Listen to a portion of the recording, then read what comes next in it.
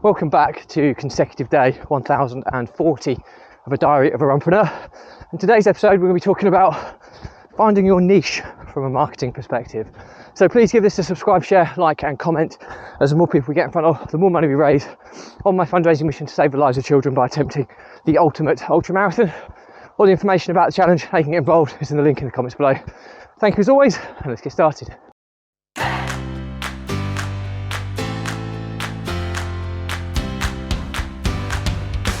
So, consecutive day 1040 of a diary of a Runpreneur, and today's episode I want to talk about finding your niche from a marketing perspective. And the reason for talking about this today is that one of the new business ventures I'm in the early stages of development is a marketing agency, which the primary focus was to make some of the more advanced marketing strategies available to micro business owners who do not have a huge amount of money and they do not have a huge amount of time.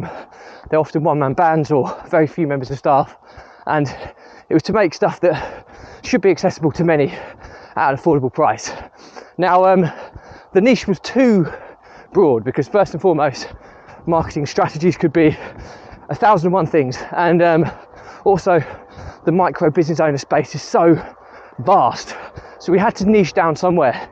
Now, the niche we've kind of uncovered is still relatively vast, and there will be some more potential sub-niching that we still have to do, but this is still at a kind of developmental stage, so we'll test things out, we'll see how things kind of go and develop from here before we actually decide ultimately what is our niche is going to be. And also you've got to test your niche to make sure there's sufficient demand.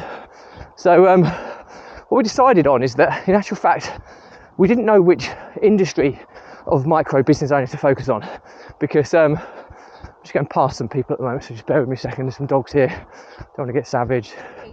Afternoon.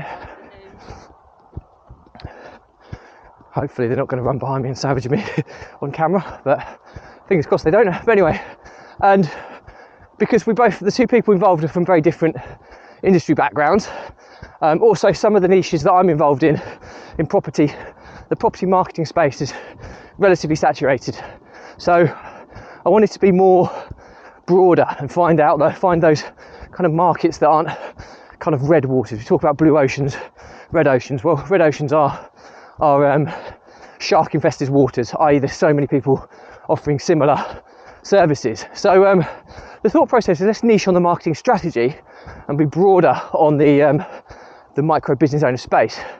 And the strategy is that, you know, Russell Brunson's somebody who I've followed for many a year, and more recently there's a book called $100 Million Offers by Alex Hormozy, and a lot of them talk about the Dream 100 process, and I'll talk about this in more detail in further episodes, but ultimately it's finding influencers, products, places where your target consumer would be hanging out, and piggybacking or collaborating with these people to springboard your business to the next level.